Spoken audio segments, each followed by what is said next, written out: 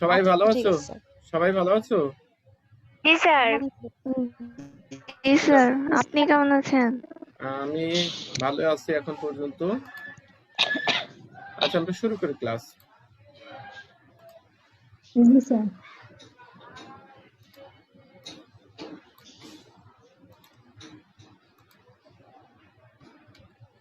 Diploma in engineering online class chemistry 65913 প্রথম semester ষষ্ঠ অধ্যায় জৈব রসায়ন এবং পলিমার যৌগ আমরা ক্লাস করতেছিলাম। আদাব স্যার। ক্লাস নং আজকে 31 নং ক্লাস হবে। শুরু করি। ওইদিন আমরা হাইড্রোকার্বনের প্রকারভেদ পড়েছি। একটা হলো ইয়ার উপর ভিত্তি করে, কার্যকরী মূলকের উপর ভিত্তি করে। কার্যকরী মূলকের ইংরেজি হলো ফাংশনাল গ্রুপ। এটা আমার ওইদিন একটু ওই মুহূর্তে মনে হচ্ছিল না, ফাংশনাল গ্রুপ। ঠিক আছে, হ্যাঁ, তাহলে ফাংশনাল গ্রুপও কিন্তু ইংরেজি শব্দটা বাংলায় কিন্তু উচ্চারণ করে আসে। যে ফাংশনাল গ্রুপ আবার বই খুঁজে পাচ্ছ না, এটা তোমরা একটু মনে রাখবা। যাক, এখন পড়বো হাইড্রোকার্বন। হাইড্রোকার্বন আমরা পড়েছি, তারপরে একটু বলো দেখি হাইড্রোকার্বন কাকে বলে। কার্বন এবং হাইড্রোজেনের সমন্বয়ে গঠিত যৌগসমূহকে হাইড্রোকার্বন বলে। সুন্দর উত্তর, থ্যাংক ইউ। তাহলে সেটা আমরা লিখছি, শুধুমাত্র কার্বন ও হাইড্রোজেন দ্বারা গঠিত জৈব যৌগসমূহকেই হাইড্রোকার্বন বলে। যেমন CH4 মিথেন, এখানে কার্বন এবং হাইড্রোজেন ছাড়া অন্য কোনো মৌল উপস্থিত নাই, সুতরাং এটা একটা হাইড্রোকার্বন। পরেরটা দেখি C2H6 ইথেন, এখানেও তাই, কার্বন এবং হাইড্রোজেনের সমন্বয়ে যৌগ, তাহলে এটাও আমাদের কি হাইড্রোকার্বন। পরেরটা দেখি C6H6 বেনজিন, এটা তো দেখা যাচ্ছে কার্বন এবং হাইড্রোজেন ছাড়া অন্য কোনো মৌল উপস্থিত নাই, সুতরাং এটাও আমাদের কি হাইড্রোকার্বন। তাহলে কার্বন এবং হাইড্রোজেন দ্বারা গঠিত যৌগসমূহকে বলা হচ্ছে হাইড্রোকার্বন। এরপরে প্রকারভেদ করি। হাইড্রোকার্বন প্রধানত দুই প্রকার, যথা কি কি? অ্যালিফ্যাটিক হাইড্রোকার্বন আর একটা আছে অ্যারোমেটিক হাইড্রোকার্বন। এখন অ্যালিফ্যাটিক হাইড্রোকার্বনের সংজ্ঞা পড়ি আমরা। যে সকল হাইড্রোকার্বন কোনো গন্ধযুক্ত নয়, অর্থাৎ হাইড্রোকার্বন মানে সবগুলোরই গন্ধ থাকবে এরকম কোনো বাধ্যকতা নেই, কিছুগুলো গন্ধযুক্ত আছে, কতগুলো গন্ধ ছাড়া আছে। তাহলে গন্ধযুক্ত নয়, যা শিকল বা চক্রাকার হতে পারে, মানে কি লম্বা শিকলও হতে পারে, শাখাযুক্ত শিকলও হতে পারে, অথবা চক্রাকারও হতে পারে, সে সকল হাইড্রোকার্বন যৌগসমূহকে বলা হচ্ছে অ্যালিফ্যাটিক হাইড্রোকার্বন। বোঝা গেছে? যেমন CH4 একটাই কার্বন, এটা তো আর শিকল হওয়ার প্রশ্নই নাই, একটাই কার্বন। C2H6 এটা একটা শিকল, এখানেও কার্বন আর হাইড্রোজেন ছাড়া অন্য কোনো মৌল উপস্থিত নাই, সুতরাং এই দুটো হলো কি অ্যালিফ্যাটিক হাইড্রোকার্বন। বোঝা গেছে? হ্যাঁ স্যার। তাহলে সংজ্ঞাটার মধ্যে কি থাকবে? গন্ধযুক্ত নয় এবং শিকল বা চক্রাকার দুইটাই হতে পারে। এগুলো শিকল আর চক্রাকার আমরা উদাহরণ দেইনি এখানে। এরপরে আসি অ্যালিফ্যাটিক হাইড্রোকার্বন আবার দুই প্রকার, প্রকারভেদের শেষ নাই। অ্যালিফ্যাটিক হাইড্রোকার্বন আবার দুই প্রকার, কি কি? একটা হলো মুক্ত শিকল হাইড্রোকার্বন, আর একটা আছে যুক্ত শিকল বা চাক্রিক হাইড্রোকার্বন। ঠিক আছে, মুক্ত শিকল হাইড্রোকার্বন প্রকারভেদ করি আমরা আগে। যে সকল হাইড্রোকার্বনে শিকলের শেষ কার্বন পরমাণুগুলো নিজেদের মধ্যে যুক্ত থাকে না, নিজের মধ্যে যুক্ত, এটা কি হচ্ছে যুক্ত, এখানে বোঝাচ্ছে একটু একটু ঠিক করে নেই, যুক্ত থাকে না হবে,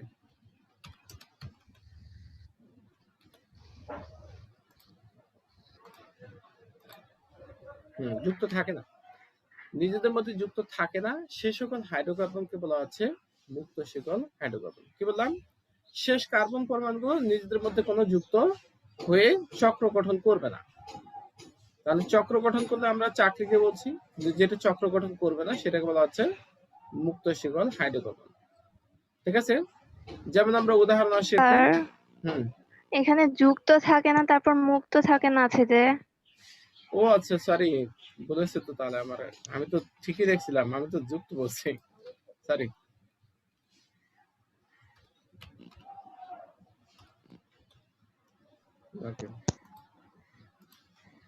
মুক্ত থাকে, তার মানে যুক্ত থাকে না মানে মুক্ত থাকে, একই কথা আর কি।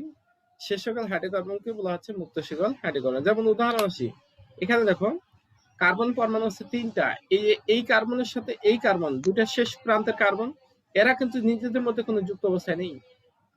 তাহলে এটাই বলা হচ্ছে মুক্ত শিকল হাইড্রোকার্বন। এটা এখানেও দেখো, এখানে একক বন্ধন, এটা দ্বিবন্ধন, কিন্তু তারপরেও শেষ কার্বন পরমাণুগুলো নিজেদের মধ্যে যুক্ত নেই, তাহলে এটাকেও বলা হচ্ছে তোমার কি মুক্ত শিকল হাইড্রোকার্বন। বোঝা গেছে? মুক্ত শিকল হাইড্রোকার্বন আবার দুই প্রকার, আবার প্রকারভেদ। কি কি? একটা হলো সম্পৃক্ত হাইড্রোকার্বন বা অ্যালকাইন, আবার ভুল হয়েছে একটু, অ্যালকেন হবে এটা।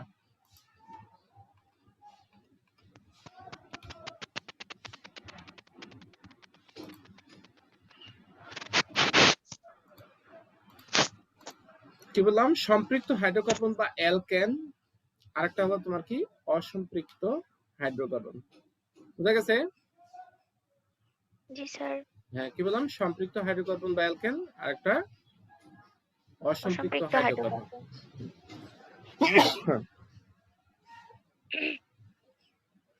আরেকটু দেখুন, সরি। এবার আসে সম্পৃক্ত হাইড্রোকার্বন বা আমার নামটা বলেছে, অ্যালকেন হবে এটা।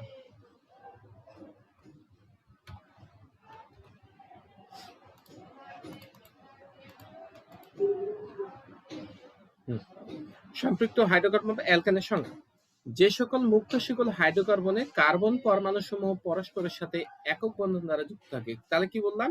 একটা কার্বনের সাথে আরেক, যেমন উদাহরণ উপরেরটা দেখি আমরা, এই কার্বনের সাথে এই কার্বন একক বন্ধন, এই কার্বনের সাথে এই কার্বন একক বন্ধন, কিন্তু এখানে দেখো এই কার্বনের সাথে এই কার্বন একক বন্ধন, বাট এই কার্বনের সাথে এই কার্বন কিন্তু দ্বিবন্ধন।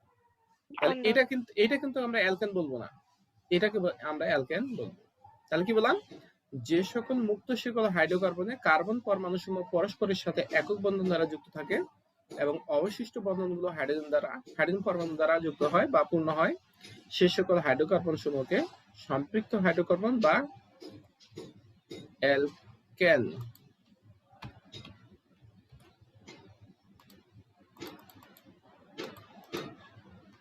সেই সকল সম্পৃক্ত হাইড্রোকার্বনকেই আমরা সেই সকল হাইড্রোকার্বনকে বলছি আমরা সম্পৃক্ত হাইড্রোকার্বন বা অ্যালকেন। যেমন উদাহরণ দেখো, এই যে কার্বনের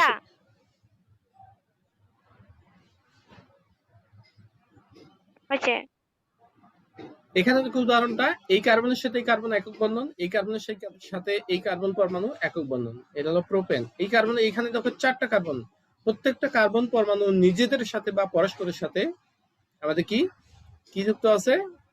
একক বন্ধন দ্বারা যুক্ত আছে। এখানে একটা 2 হবে, মিস্টেক হয়ে গেছে, প্রিন্টিং মিস্টেক।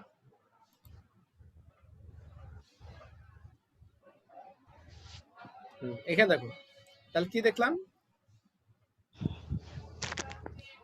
কার্বন পরমাণুর সাথে কার্বন পরমাণু পরস্পরের সাথে সবগুলো একক বন্ধন দ্বারা যুক্ত আছে, তাহলে এইগুলোকে বলা হচ্ছে তোমার কি সম্পৃক্ত হাইড্রোকার্বন বা অ্যালকেন। এটা প্রথমেরটা প্রোপেন, তারপরটা বিউটেন। আর মনে রাখবা, কার্বনের সংখ্যা যদি 1 হয় তাহলে এটা নামকরণে আবার একটু ডিটেইলস আলোচনা করব পরবর্তী দিনে। একটা থাকলে মিথো, দুইটা থাকলে ইথো, তিনটা থাকলে হবে প্রোপো, চারটা থাকলে বিউট বা টেট্রা, পাঁচটা থাকলে পেন্টা, 6 থাকলে হেক্সা, 7 থাকলে হেপ্টা, 8 থাকলে অক্টা, 9 থাকলে ননা, 10 থাকলে ডেকা। আমরা পরবর্তীতে নামকরণের সময় জানবো এটা। এবার আসি অসম্পৃক্ত হাইড্রোকার্বন। যে সকল মুক্ত শিকল হাইড্রোকার্বনে কমপক্ষে একটি কার্বন কার্বন দ্বিবন্ধন বা ত্রিবন্ধন উপস্থিত থাকে, মানে কমপক্ষে একটা দ্বিবন্ধন বা ত্রিবন্ধন উপস্থিত থাকে, আর অবশিষ্ট বন্ধনগুলো হাইড্রোজেন দ্বারা যুক্ত হয় বা পূর্ণ হয়, সেই সকল হাইড্রোকার্বন সমূহকে বলা হবে অসম্পৃক্ত হাইড্রোকার্বন। বোঝা গেছে? কি বললাম?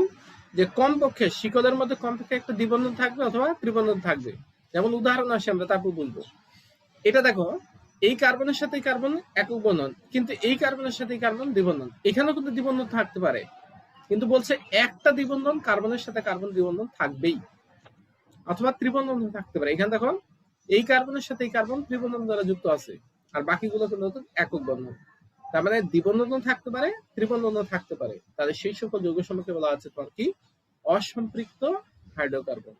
প্রথমেরটা হলো প্রোপিন, পরেরটা হলো বিউটাইন 2।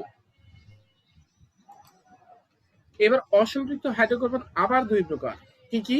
একটা হলো অ্যালকিন, আর একটা হবে অ্যালকাইন। দেখছো কতগুলো প্রতীক ব্যবহার করেছি, আলফা, বিটা, গামা, এ, বি, সি, 1, 2, ক, খ, সবগুলো কিন্তু ব্যবহার করেছি।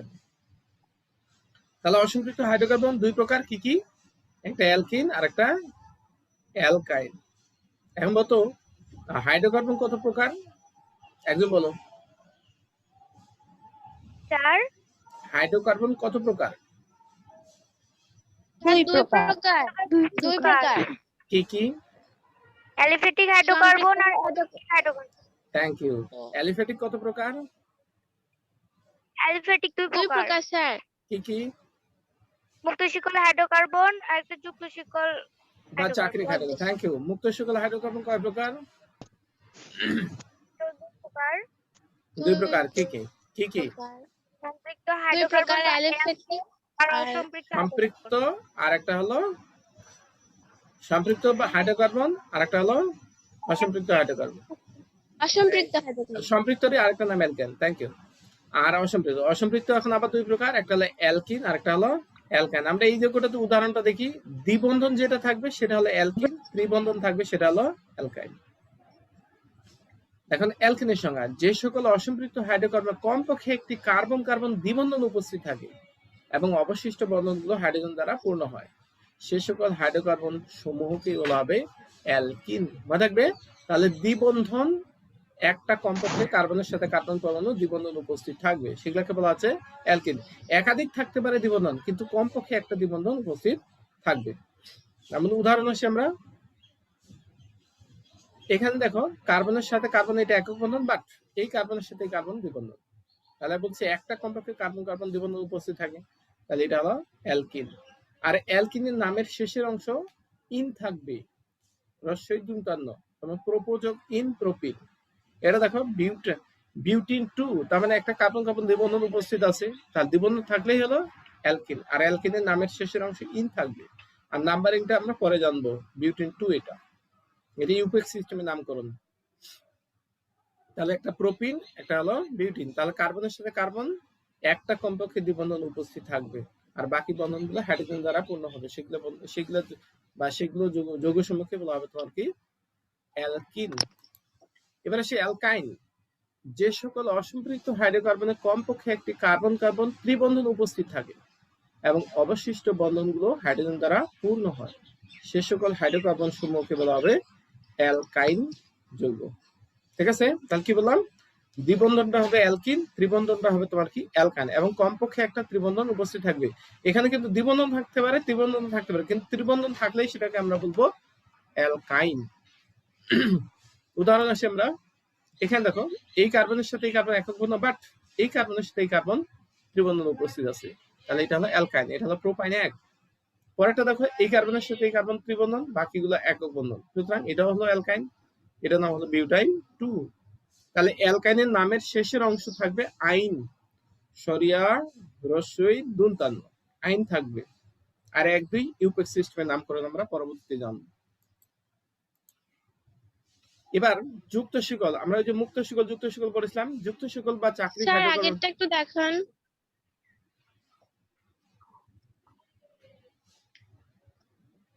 হয়েছে স্যার। এবার যুক্ত শিকল হাইড্রোকার্বন আমরা এখন ওই যে মুক্ত শিকল প্রথম যে পড়েছি আমরা, ওইদিকে মুক্ত শিকলের দুই প্রকার, একটা সরি মুক্ত শিকল যুক্ত শিকল দুটো প্রকার পড়েছিলাম। তাহলে যুক্ত শিকল বা চাকরিক হাইড্রোকার্বন আবার এখানে সংজ্ঞা এখন জানবো। যে সকল হাইড্রোকার্বনে কার্বন পরমাণু সমূহ পরস্পর যুক্ত একটি চক্র বা বলয় গঠন করে, সে সকল হাইড্রোকার্বন কেই বলা হবে তোমার কি যুক্ত শিকল বা চাকরিক হাইড্রোকার্বন। উদাহরণ আসি আমরা, দেখো এই কার্বনের সাথে এই কার্বন একক বন্ধন, এই কার্বনের সাথে এই কার্বন একক বন্ধন, এই কার্বনের সাথে এই কার্বন একক বন্ধন, তাহলে প্রত্যেকটা কার্বন পরমাণু নিজেদের সাথে একক বন্ধন দ্বারা যুক্ত আছে, তাহলে এই সমস্ত যৌগসমূহকে বলা হবে তোমার কি যুক্ত শিকল বা চাকরিক হাইড্রোকার্বন। পরেরটা দেখো সাইক্লোপ্রোপেন, এখানেও কার্বন 3টা আছে, দেখো 3টা পরস্পর কার্বন পরমাণুগুলো পরস্পরের সাথে একক বন্ধন দ্বারা যুক্ত আছে, তাহলে এটাকে বলা হচ্ছে তোমার কি যুক্ত শিকল হাইড্রোকার্বন বা চাকরিক হাইড্রোকার্বন। বোঝা গেছে? এরপরে আসি আমরা অ্যারোমেটিক। অ্যারোমেটিক প্রথম স্যার পড়েছিলাম, আগেরটা হয়েছে? হয়েছে। তাহলে এখন প্রথম পড়েছিলাম অ্যালিফেটিক আর অ্যারোমেটিক, এবার অ্যারোমেটিক হাইড্রোকার্বন।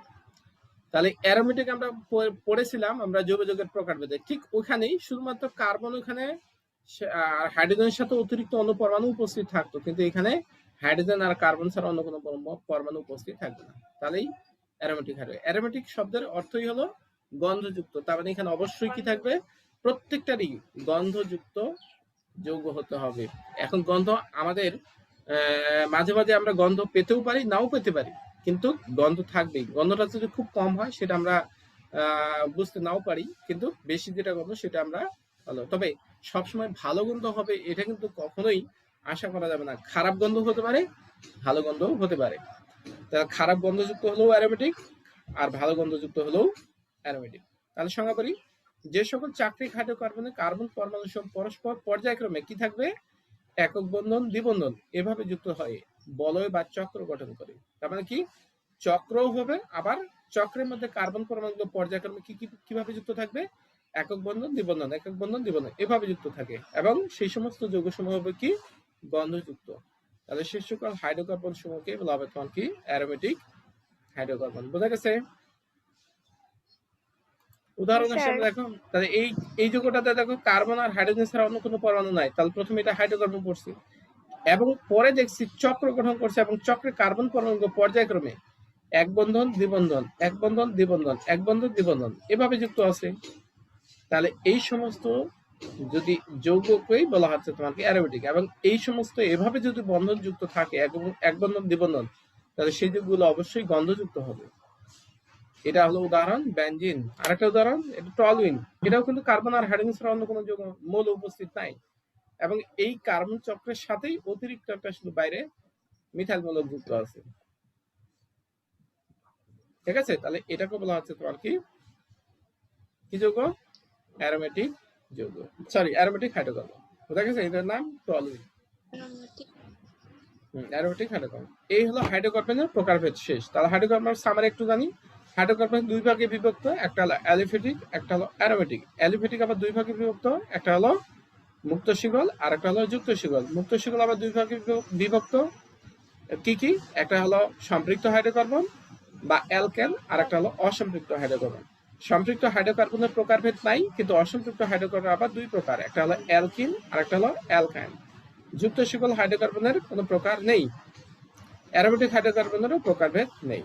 এই হলো হাইড্রোকার্বনের প্রকারভেদ। ঠিক আছে,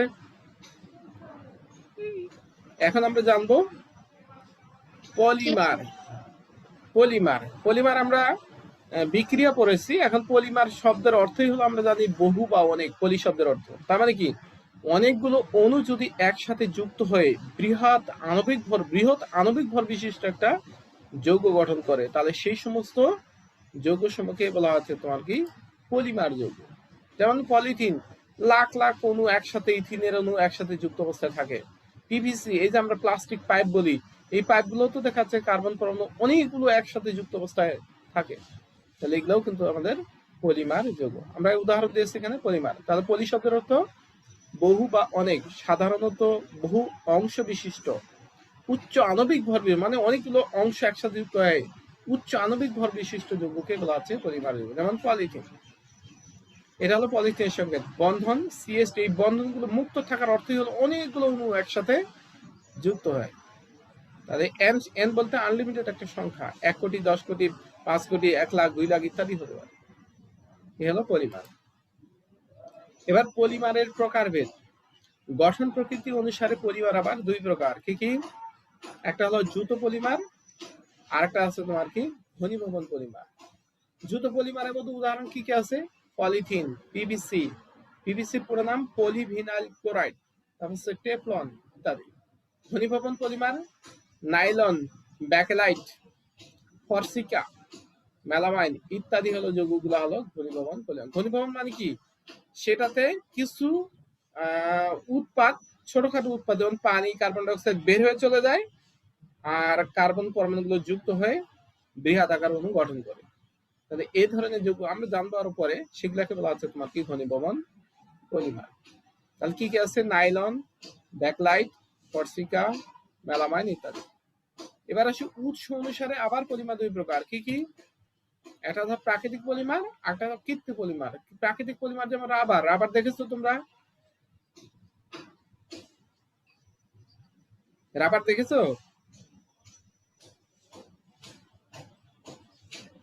কোন রাবার? রাবারের গাছ দেখেছো, নাম শুনেছো, রাবারের গাছ আছে, নাম শুনেছি জি কিন্তু স্যার শুনছি জি স্যার রাবারের নাম গাছ। শুনেছি রাবারের গাছ আছে। আর আমি রাবারের বাগান থেকে ঘুরে আসছি এবং সেখান থেকে রাবার উৎপাদন করতেছে গাছের আঠা থেকে। কিভাবে আঠা থেকে তৈরি করে সেটা আমরা দেখে আসছি। এটা হলো ওই ইয়াতে, মানে কক্সবাজারের দিকে, এটা ওই যে রোহিঙ্গা পল্লী যেতে একটু আগে, ওই যে কি নাম, উথিয়া আছে না, উথিয়া থানার মধ্যে পড়ে এটা। আমরা ওখানে রাবার বাগানে বেড়াতে গেছিলাম, তো ওখানে দেখছি। তা রাবারটা কি, এটা কি মানুষে তৈরি করছে? এটা গাছ, একটা উদ্ভিদ, প্রাকৃতিক ভাবে এটা হয়। তাহলে এটাই হলো প্রাকৃতিক পরিমাণ। Rubber, protein, starch, cellulose, cellulose, starch. Starch কোথায় থাকে? আলুতে, চালে। সেলুলোজ, গাছের বাকলের মাঝখানে একটা হালকা পিচ্ছিল জাতীয় পদার্থ থাকে, সেটা হলো সেলুলোজ। তাহলে এইগুলা কিন্তু প্রাকৃতিক ভাবেই তৈরি হয়, এই জন্য এদেরকে বলা হচ্ছে প্রাকৃতিক পলিমার। কৃত্রিম পলিমার, কৃত্রিমের মধ্যে পলিথিন আমরা মানুষে তৈরি করি আমাদের প্রয়োজনের তাগিদে। Nylon, PVC, Teflon, plastic pipe, এগুলো সবগুলো আমরা নিজেরাই তৈরি করি। তাহলে এদেরকে বলা হচ্ছে কৃত্রিম পলিমার। এবার স্যার আসি, আগেরটা। ওকে। এবার আসি আবার প্রয়োগের দিক থেকে। পলিমার আবার তিন প্রকার। প্রয়োগ কোথায় কোথায় কিভাবে প্রয়োগ করি সেটা আবার দেখো। প্রথম আছে রাবার, প্রাকৃতিক রাবার, ক্লোরোফিল রাবার। তাহলে এগুলা রাবার আমরা রাবার জায়গায় ব্যবহার করি। রাবারের কাজ ইলাস্টিক, অর্থাৎ আমাদের ওই যে কোনো কিছু বাঁধার কাজে বা টাইট করার কাজে এগুলো ব্যবহার করে রাখি, এগুলো হলো রাবার। তারপরে আছে প্লাস্টিক। প্লাস্টিক তো বুঝতেই, একবার টাইনে বাড়ে গেলে সেটা সহজে আর আগের অবস্থায় ফিরে আসে না। কিন্তু রাবারটা কি হয়, টাইনা ছেড়ে দিলে আগের অবস্থায় ফিরে আসে। এটা এবং বেশি তোমার কি বাড়ানো যায়, মানে কি বেশি বড় করা যায়, মানে তার বিকারটা বেশি করা যায়, কিন্তু প্লাস্টিকের বিকারটা কম হয়। প্লাস্টিক কি আছে, পলিথিন, ব্যাকেলাইট, মেলামাইন, পিভিসি ইত্যাদি। আরেকটা আছে তন্তু, যেমন পশম, রেশমি সুতা, নাম শুনেছো তোমরা? জি স্যার শুনছি। তাহলে এটা কিন্তু একটা প্রাণীর তন্তু। জি তন্তু, স্যার। তন্তু মানে কি, সুতা জাতীয় পদার্থ। এই তন্তু থেকে আসে রেশম। এটা কিন্তু ওই যে ইয়া থেকে আসে, তুত গাছের, মানে ইয়া থেকে, পাতা থেকে তৈরি করে এই রেশম পোকা, সেই রেশম সুতা সেখান থেকেই হয়। তাহলে এটা কিন্তু তন্তু, মানে কি একটা গাছের পাতার যৌগ থেকে তৈরি হয় রেশম। তারপর তুলা, তুলা তো আমরা সবাই চিনি। নাইলন ইত্যাদি, নাইলন দড়ি আছে, সুতা আছে ইত্যাদি। এ হলো তিন প্রকার। এ হলো তোমার কি প্রয়োগের দিক থেকে। একটা রাবার, প্লাস্টিক, তন্তু, তিনটা কিন্তু তিন রকম কাজে ব্যবহার করা হয়, এই জন্য বলা হচ্ছে প্রয়োগের দিক থেকে আবার তিন প্রকার। এরপর আসি প্লাস্টিসিটি। প্লাস্টিসিটি একটা ধর্ম। সেই ধর্মটা আমরা দেখি, যে ধর্মের ফলে পলিমার যোগে তাপ প্রয়োগ করা হলে তা তরল বা নরম হয়। যেমন প্লাস্টিকে আমরা তাপ দেই, আবার কি নরম হয়ে যাবে, আরো তাপ দেই গলে যাবে, তরল হয়ে যাবে, আবার যদি আবার পরে কি করি, ঠান্ডা করি, আবার শক্ত হয়ে যাবে। তাহলে একটা কি বলা হচ্ছে, যে ধর্মের ফলে পলিমার যোগে তাপ প্রয়োগ করা হলে তা তরল বা তোমার কি হয়, নরম হয়, এবং বিগলিত অবস্থায় বিভিন্ন আকার ও আকৃতিতে, এটা একটু ভুল হয়েছে, এটা বানানটা ভুল হয়েছে, শীতল করা হলে, এটা হবে শীতল, দীর্ঘিকারের জায়গায় নিষেধ, শীতল করা হলে প্রদত্ত আকৃতি বা ছাঁচ স্থায়ী রূপ দেয়। তার মানে কি, যেমন প্লাস্টিকে গলালাম, গলায় যদি ঠান্ডা করে ওটা শক্ত হয়ে একটা আকৃতি ধারণ করবে এবং সেটা সহজে চেঞ্জ হবে না, মানে কি স্থায়ী রূপ দেয়। সেই ধর্মকে বলা আছে প্লাস্টিসিটি। বোঝা গেছে? কি বললাম, যে ধর্মের ফলে পলিমার যোগে তাপ প্রয়োগ করা হলে তা তরল বা নরম হয় এবং বিগলিত অবস্থায় বিভিন্ন আকার ও আকৃতিতে শীতল করা হলে প্রদত্ত আকৃতি বা ছাঁচ স্থায়ী রূপ দেয়, সেই ধর্মকে বলা হচ্ছে তোমার কি প্লাস্টিসিটি। প্লাস্টিসিটির উপর ভিত্তি করে আবার প্লাস্টিক পলিমার দুই প্রকার। কি কি? একটা আছে থার্মোপ্লাস্টিক পলিমার, আর একটা হলো তোমার, উদাহরণ হলো পলিথিন, পলিস্টাইরিন, প্লাস্টিক ইত্যাদি। আর থার্মোসেটিং, থার্মোসেটিং পলিমারটা কি আছে, ব্যাকলাইট, মেলামাইন, যেমন আমরা মেলামাইনের থাল ব্যবহার করি, মেলামাইনের বোর্ড ব্যবহার করি। তাহলে এই মেলামাইন বোর্ডগুলো বা মেলামাইন থালগুলো কি হয়, এগুলো থার্মোসেটিং, মানে তাপমাত্রার উপর ভিত্তি করে এগুলাকে তৈরি করে একটা ছাঁচে ঢালে তৈরি করা হয়, এগুলো আছে থার্মোসেটিং পলিমার। এরপর আছে প্রস্তুত প্রণালী অনুসারে পলিমার আবার দুই প্রকার, আবার প্রকারভেদ দুই প্রকার। কি কি?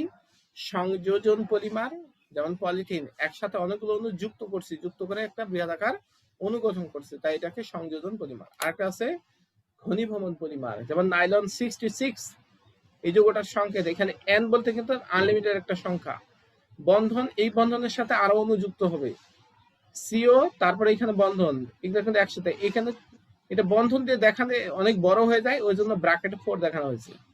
4টা মিথিলিন অণু না মূলক একসাথে বন্ধন দ্বারা যুক্ত থাকবে পাশাপাশি, কিন্তু আমরা একসাথে দেখা যায়। এখানে আবার 6টা, তাহলে এই যৌগটা হলো নাইলন 66 যৌগ। এটা ঘনীভবন পদ্ধতিতে তৈরি করা হয়েছে।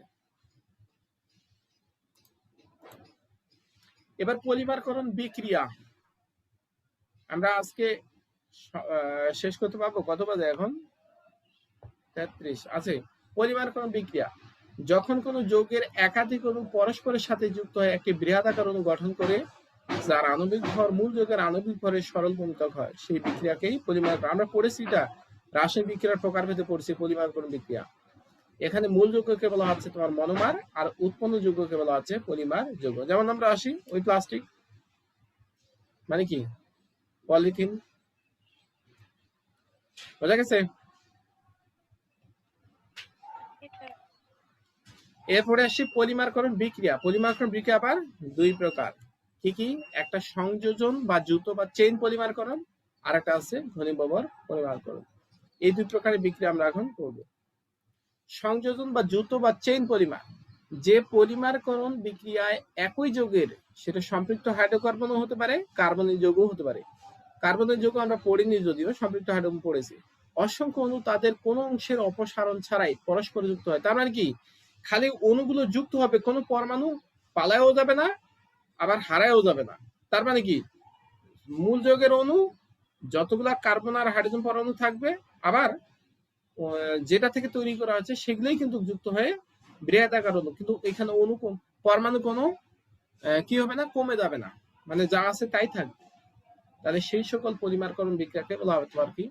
সংযোজন বা যুত বা চেইন পলিমার। আরেকবার পড়ি আমরা, যে পলিমারকরণ বিক্রিয়ায় একই যৌগের সম্পৃক্ত হাইড্রোকার্বন বা কার্বনের যৌগ অসংখ্য অণু তাদের কোনো অংশের অপসারণ ছাড়াই, তার মানে কোনো পরমাণুই চলে যাবে না, সবগুলোই থাকবে, অপসারণ ছাড়াই পরস্পর যুক্ত হয়ে বৃহদাকার অণু বিশিষ্ট যৌগ গঠন উৎপন্ন করে, তাকে সংযোজন পলিমারকরণ বিক্রিয়া বলে।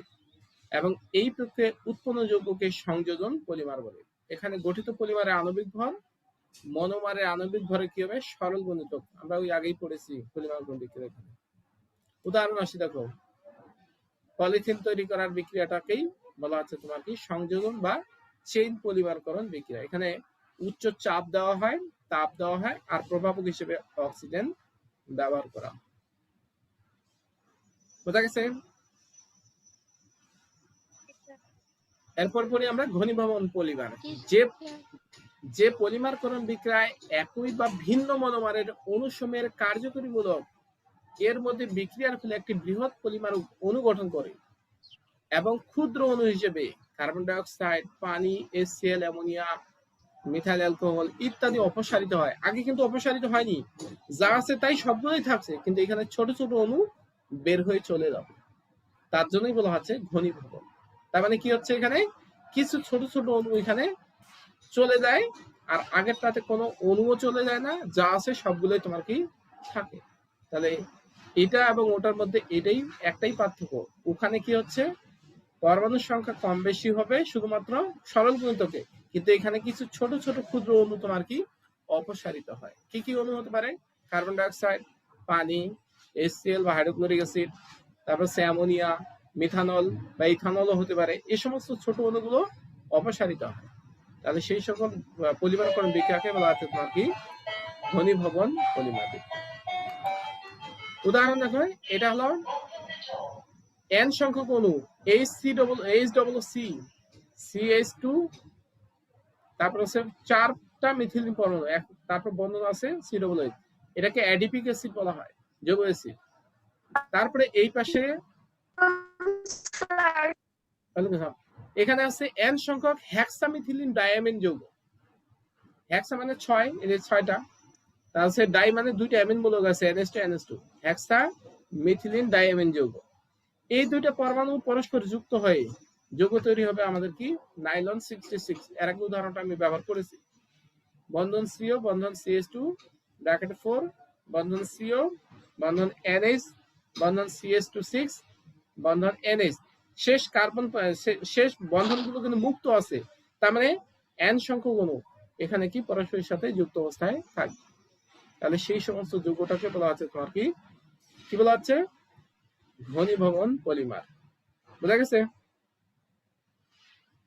ওকে, তাহলে ঘনীভবন পলিমার একটা পার্থক্য হলো ছোট ছোট ক্ষুদ্র অণু, কার্বন ডাই অক্সাইড, পানি, HCl, অ্যামোনিয়া, মিথানলের মতো ছোট ছোট অণু অপসারিত হয়। তাহলে সেই সমস্ত পলিমারকরণ বিক্রিয়াকে বলা হচ্ছে তোমার কি? ঘনীভবন পলিমার। আজকে আমরা এ পর্যন্তই শেষ করি। জি স্যার। Sir, present.